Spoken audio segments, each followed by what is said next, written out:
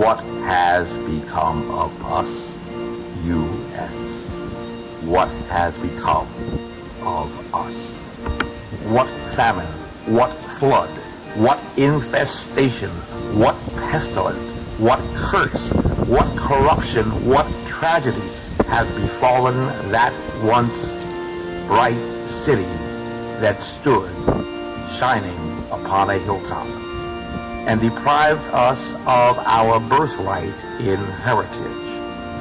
Is there a faith we have not kept, a sin for which we have not yet atoned, a brother rebuked and not forgiven, a debt unpaid, a promise unkept, a crime unrestored?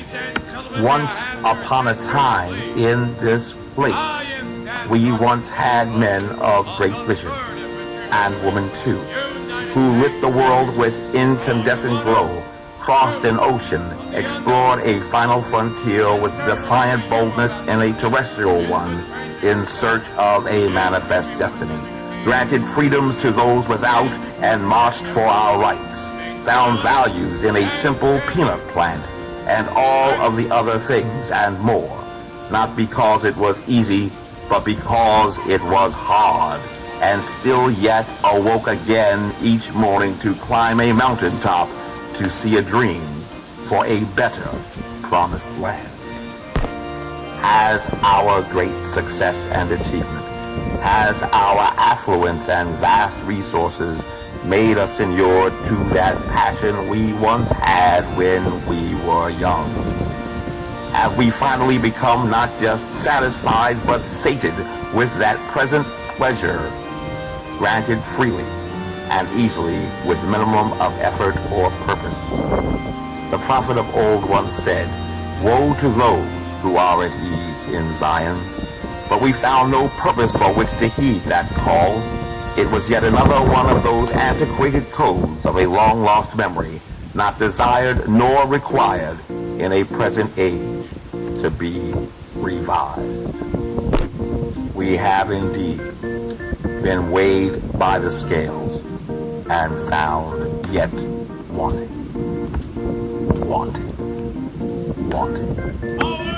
Then tell me, why do we yet complain, like little children do, that our hope is gone? Why do we persist in whining that a person is not my president, and far yet worse, that a person is not my brother, that a child is not my child, that a baby is not my baby, that a spouse or partner is not my spouse or partner, that a neighbor is not my neighbor, that a friend is not my friend? Why do we behave like children and speak as a child does? Why do we think, comprehend, and articulate the vision of sugar plums that danced in our heads at night, in expectation in the morning of not a cosmic, but a cosmopolitan Santa Claus to deliver our champagne wishes and caviar dreams, left in the nights under our pillow, even when we as children made no minimal effort toward meriting that sweet, sweet reward? How does that affect our children? In 2017, it's about children, it's about choices, and it's about time. When I was a child, I spake too like a child. I understood too as a child, and I thought too as a child. But when I became a man, I put away all of those childish things. And so in our present memory and in our awareness of our wretched condition on the earth, who do we blame for all of this, if not a Caesar, as we are not yet ready to accept the obligations of an individual and corporate responsibility for ourselves? And it is so very easy to just point a finger accusingly, rather than to cast a glance within into a mirror to see, yet still through a glass darkly, the shameful blemishes upon our own countenance.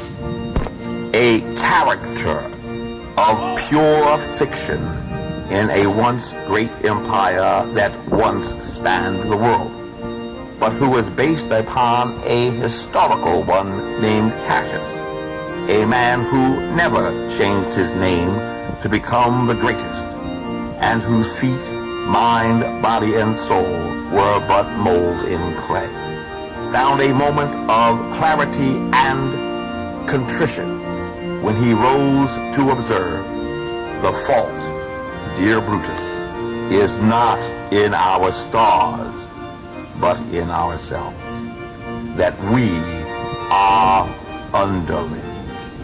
Yes, that we are underlings indeed. And so we cannot be made whole and good and great again without our good deeds. Yet we further cannot be justified before the world without a faith we have not kept.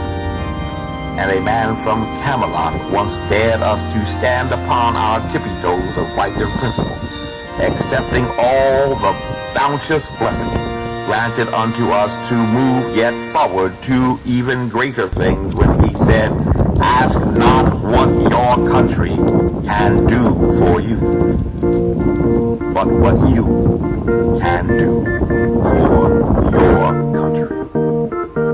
And on one bright morning, a bell will ring in the distance for liberty and freedom for the world to hear, and beckon others to emulate our bright and shining example. And when we let it ring, yes, when we let it ring, we will know for certain and for sure on that glorious day that God's work on this earth must be our own, must be our own. Shortly after the signing of the U.S. Constitution, an anxious citizen in an inchoate nation built on high ideals and principles asked Dr. Benjamin Franklin what kind of government they had given them. And he answered without hesitation, a democratic republic, if you can keep it. Yes, a democratic republic, if you can keep it. And a later man from Illinois, the original log cabin Republican with a great reputation for his honesty, pondered a divided nation that pitted brother against brother on a divisive issue, and stated that a house divided against itself cannot stand. A house divided against itself cannot stand. And so, looking to November, review these facts and recall the plea of a man from Camelot. Ask not what your country can do for you, but what you can do for your country.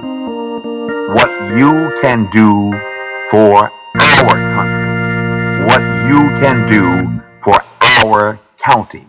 What you can do for our kids. This is what democracy looks like. This is what leadership looks like. See the difference? My name is Major Mike Webb, and I am running for Arlington County School Board. One nation, under God, indivisible, with liberty and justice for all. Just imagine that. Honest.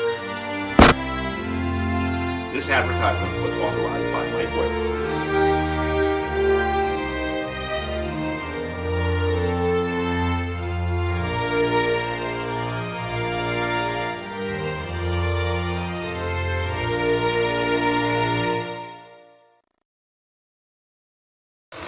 honest.